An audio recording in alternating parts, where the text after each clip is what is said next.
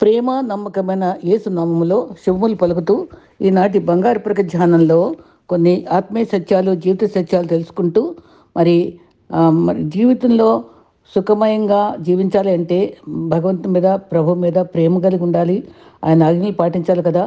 విజయవంతమైన క్రైస్తవ జీవితానికి మెళుకువలు, క్రైస్తవ జీవితంలో మనకి ప్రభు నేర్పించే పాఠాలు, ఈ వీటి గురించి భక్తులు చెప్పినటువంటి విషయాల్ని మరి తలపోసుకుంటూ మరి మీతో కూడా పంచుకోవడానికి ఇష్టపడుతున్నాను. ఎంత ఎత్తుకు ఎదిగినా ఒదిగి ఉండే తత్వం మనిషి వ్యక్తిత్వాన్ని ఆకాశమంత విశాలం చేస్తుందట. మరి ఇది గుర్తుపెట్టుకుందాం. అయితే మన ఆటపాటలకి మరి గాలి మేడలు కట్టడానికి మనం వెచ్చిస్తాం, కానీ పెద్ద భవనాల్లో ఉండి డబ్బులు సంపాదించి సుఖపడే సమయం ఇది కాదు. శ్రమపడి కాలము, పోరాటమైన మనస్సు, మరి ఈ జీవితం మరి ఎంతో క్లిష్టమైన అనుభవాలను ఎదుర్కొంటుంది ఈ దినాల్లో. అందుకని మనం సమర్థవంతంగా దేవుని మీద ఆధారపడి బతకడం నేర్చుకోవాలి. మరి ముందున్న ఎటువంటి సమస్య అయినా జయశీలిగా దేవుని మీద ఆధారపడి బతకాలి. రోజులు మంచివి కాదని నిట్టూర్చకూడదు, నిలబడాలి, ధైర్యం తెచ్చుకోవాలి, పని జరిగించాలి. దృష్టిలో ముందు మనం ఏ విధంగా ఆత్మ ఖడ్గాన్ని వాడుకోవాలో మరి ఆ రకంగా సిగ్గుపడకుండా మనం జీవించడానికి నేర్చుకోవాలి. మరి అపహాసం చేసే అనుభవాలు అనుకుంటాయి. మరి నెహెమ్యా కట్టిన టైంలో గుడ్డ నక్కలు అని అపహాసం చేసిన మరి ఎంతో చక్కగా ధైర్యంతో మరి పోరాడినటువంటి వాళ్ళని జ్ఞాపకం చేసుకుందాం. మీ భవిష్యత్తుని మీరు ఈరోజు చేసే పనుల ద్వారా నిర్ణయించబడుతుంది, కానీ రేపటి కళల ద్వారా కాదు. మరి చేజారిన అవకాశాన్ని తాంచుకొని దిగులు పడకూడదు. నాకే ఎందుకు కష్టాన్ని కుంగిపోకూడదు. దుఃఖము వస్తూనే ఉంటాయి, కలవరాలు వస్తూనే ఉంటాయి.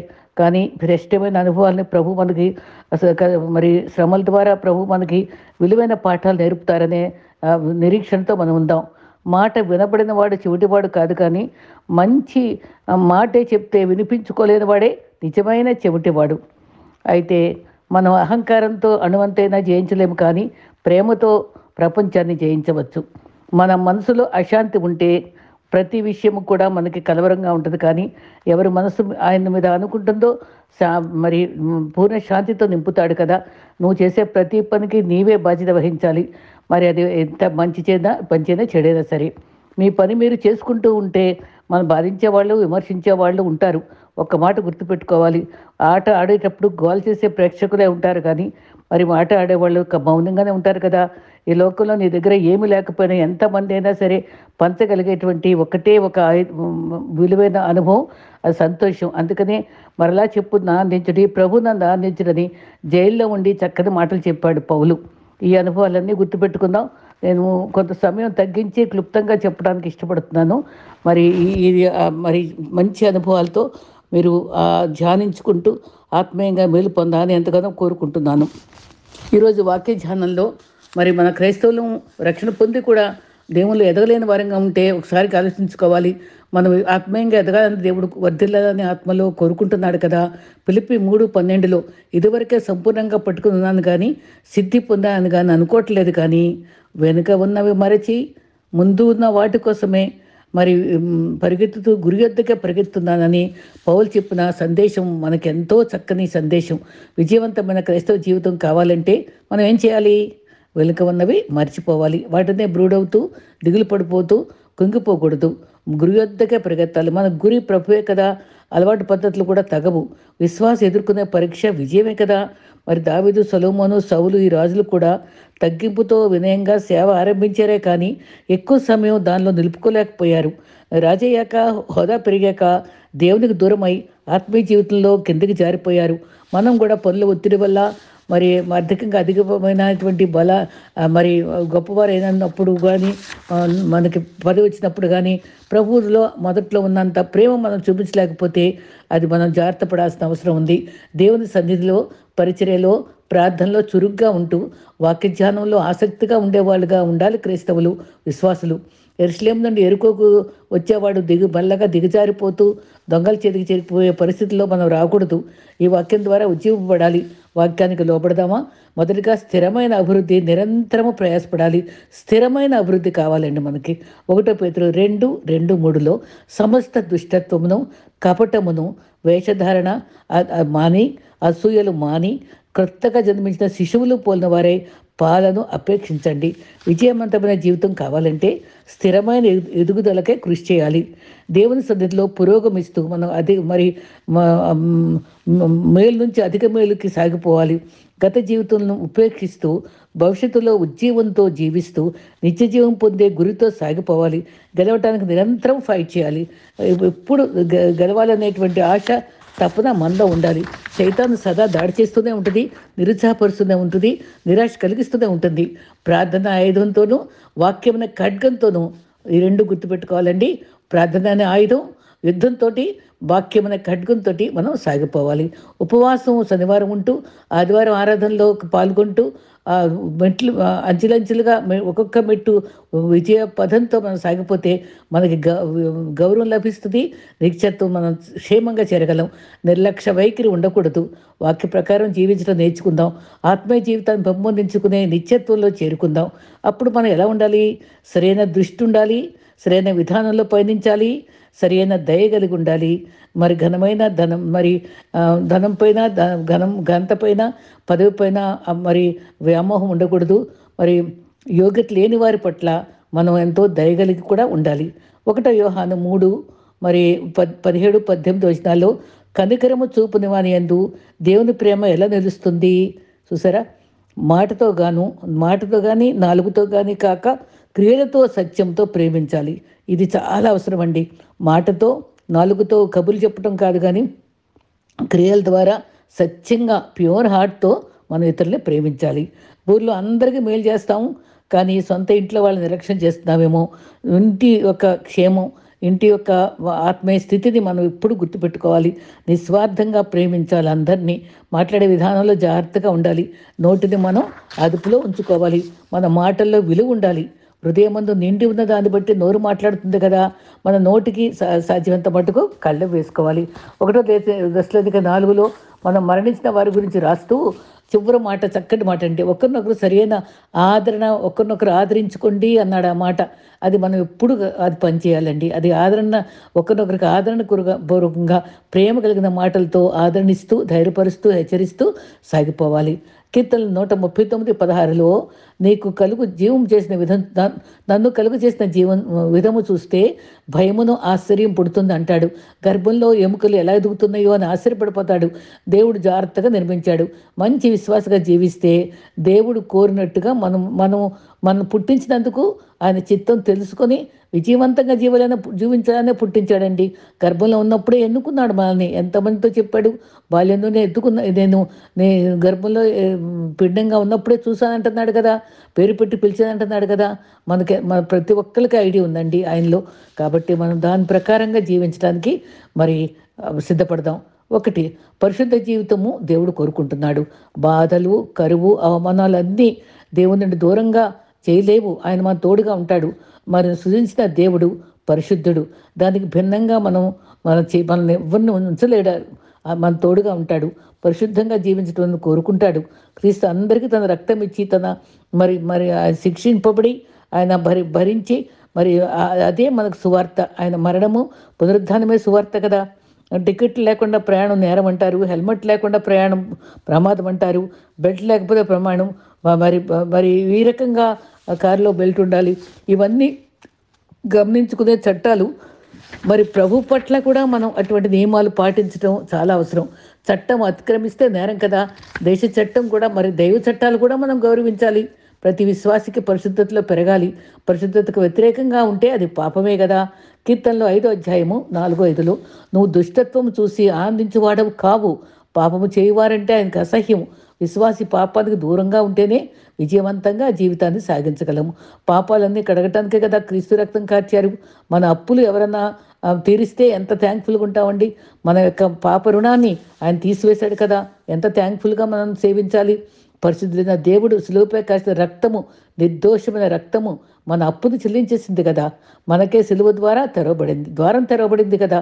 మనం పరిశుద్ధులుగా జీవించటానికి, మరి పరచబడుచు జీవించటానికి, సంపూర్ణంగా పరిశుద్ధపరచడానికి కూడా ప్రభు కోరుకుంటున్నాడు. ప్రభు మనల్ని ఎలా జీవించాలో బైబిల్ ద్వారా నేర్పిస్తూనే ఉన్నాడు. పిల్లలుగా కాక మన పెద్దవారిగా మనం ప్రవర్తించాలని కూడా కోరుకుంటున్నాడు. బుద్ధి విషయంలో పిల్లలు పెద్దవారు కావాలని కోరుకుంటున్నారు. మరి పెద్దవారేమో తగ్గించుకుని పసిపిల్లలాగా మారాలని కూడా పౌలు హెచ్చరిస్తున్నాడు. మన ప్రయత్నం ఏంటంటే బుద్ధి మనం ఉంచుకుంటూ మనం ఎలా పెరుగుతున్నామో, ఏ స్థితిలో ప్రవర్తిస్తున్నామో ఎప్పటికప్పుడు మనం స్వపరీక్ష చేసుకోవడం చాలా అవసరం. దినదినము ఆత్మీయంగా ఎదగాలి, ఆత్మీయంగా అభివృద్ధి చెందాలి విశ్వాసి. దేవుని కృప నీతిమంతులపైని అనీతిమంతులపైనను మరి మన ఊపిరి కారకుడైనటువంటి సృష్టికర్తను మనం ధ్యానిస్తూ సాగిపోవాలి. కొలస్సీ 1:9-12 వరకు ప్రార్థించటం మానక జీవితం జీవించాలంటే ప్రార్థించటం మానక సంపూర్ణ జ్ఞానమును ఆత్మలో మరి వివేకమును మరి ఆయన చిత్తాన్ని గ్రహించుకుంటూను ప్రతి సత్కార్యములో ఆయన సంతోషపెడుతూ ఆయనకు జీవిత తగినట్టుగా మనం నడుచుకోవాలంటండి. ప్రతి సత్కార్యంలో కూడా సంతోషపెట్టాలి. అలాగ మన దేవునిలో వాక్యం ధ్యానిస్తూ అది తినగా వేము తీయగా ఉంటుంది అన్నట్టు వాక్యాన్ని ధ్యానిస్తూ ఉంటే అది నిజంగా తీయగానే జుట్టు తేనె కంటే మధురంగా ఉంటుందండి. అది అటువంటి మధురమైన వాక్యాన్ని మనం ఆస్వాదిస్తూ దినదినము వాక్య ధ్యానము ప్రార్థనతో మరి సహవాసంతో సాగిపోవాలి. దేవుడు ఇష్టపడేది ఏంటంటే మనము ప్రేమించలేని వారిని ప్రేమించాలి, శత్రువులు ప్రేమించాలి, మరి క్షమించాలి. మనం జీవితం జీవించడానికి ఎప్పుడు ఇష్టపడాలి. అన్ని విషయాలు దేవుని సంతోషపెట్టినట్టుగా ఆయన జ్ఞానంలో అభివృద్ధితో ఆత్మీయంగా ఎదగాలి. 2 పేతురు 3:18 మన ప్రభువు యేసుక్రీస్తు అనుగ్రహించిన కృపలోనూ జ్ఞానములోనూ అభివృద్ధి పొందాలి. సహనంతో దీర్ఘశాంతంతో కృపను సద్వినియోగం చేసుకోవాలి. పేతురు అపజయాలన్నీ క్షమించి దేవుని హత్తుకుని ప్రేమించుతూ మనం అలవాటు చేసుకోవాలి.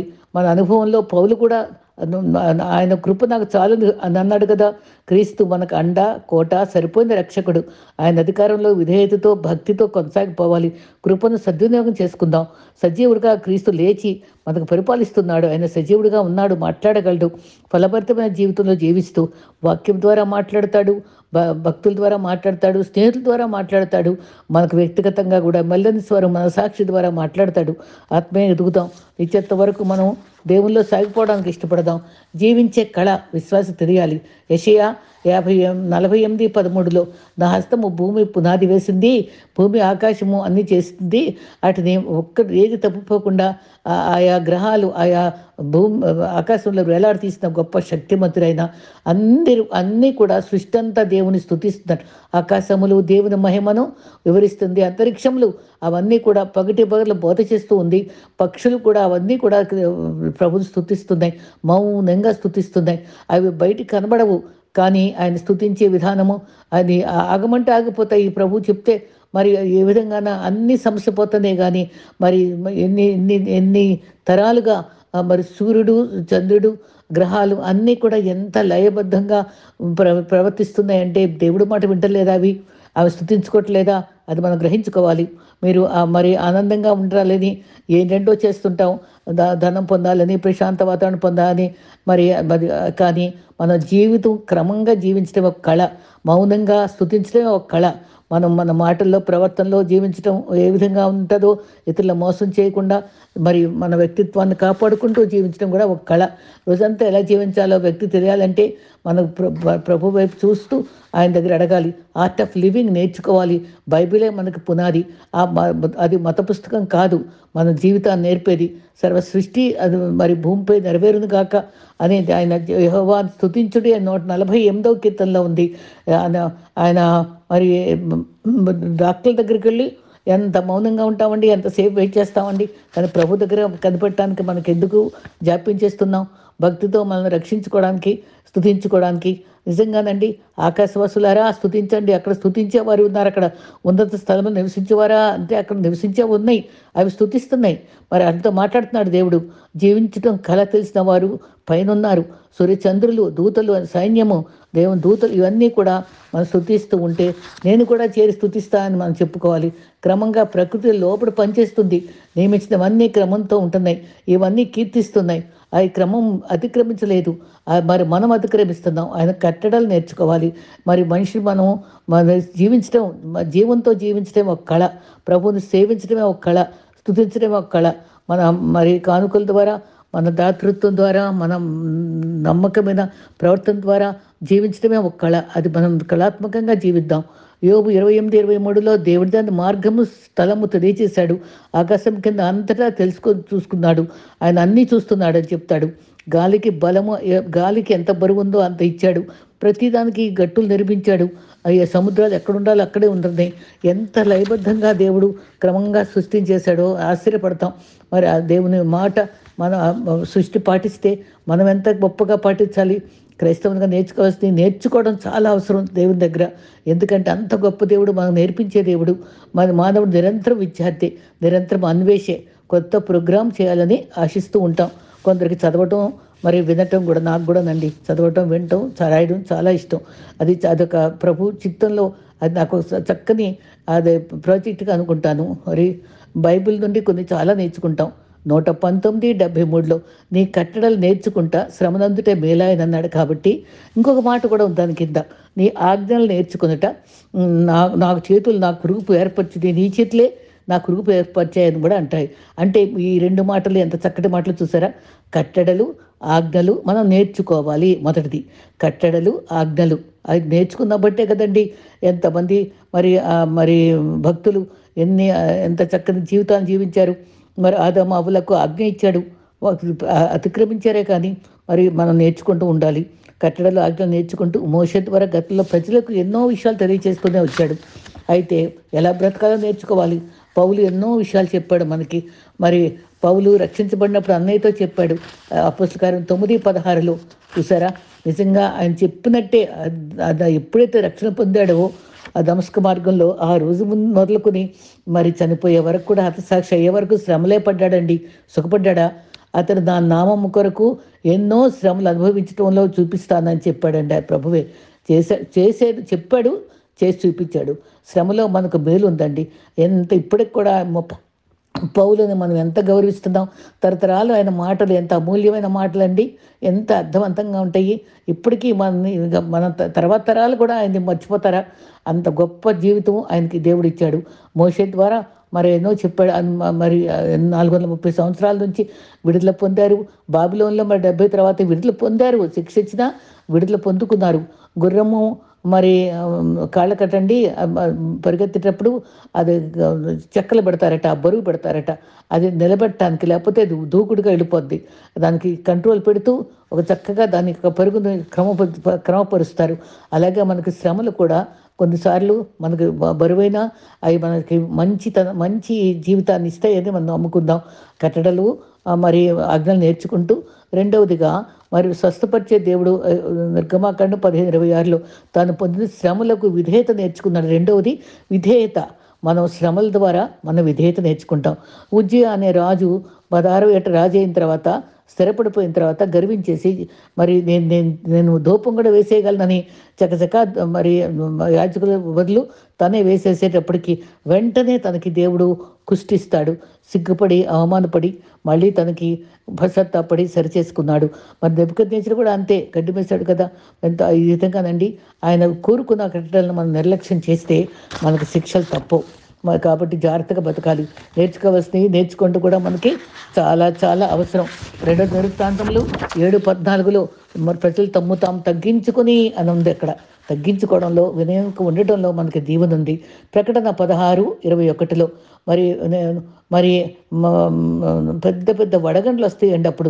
అప్పుడు వాళ్ళందరూ దూషించి వాళ్ళు ఇంకా ఉగ్రతకు పాలయ్యారు.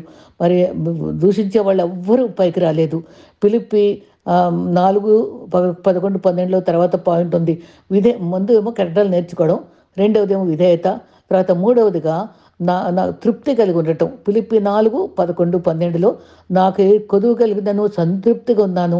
అది ఎలా ఉన్నానో, ఎక్కడున్నా, ఏ స్థితిలో ఉంటే ఆ స్థితిలో సంతృప్తి కలిగి ఉండటానికి నేను నేర్చుకున్నానని ఎంత అద్భుతమైన మాట పౌలు చెప్పాడండి. ఆకలి కొన్నాను, లేముంది, అన్నిట్లో కూడా సంపూర్ణ స్థితితో నేను నెమ్మదితో ఉన్నాను, తృప్తి కలిగి ఉన్నానని చెప్పుకున్నాడు.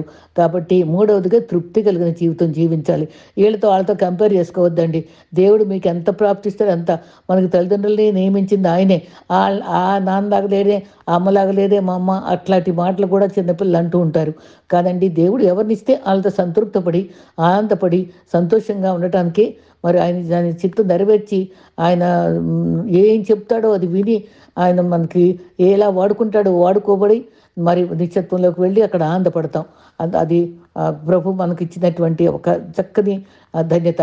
అయితే శ్రమలో ఆనందించాలి, గురి కలిగి జీవించాలి, గుణాలు అలవరుచుకోవాలి, సామర్థ్యంతోటి మనం ఆనందించాలి.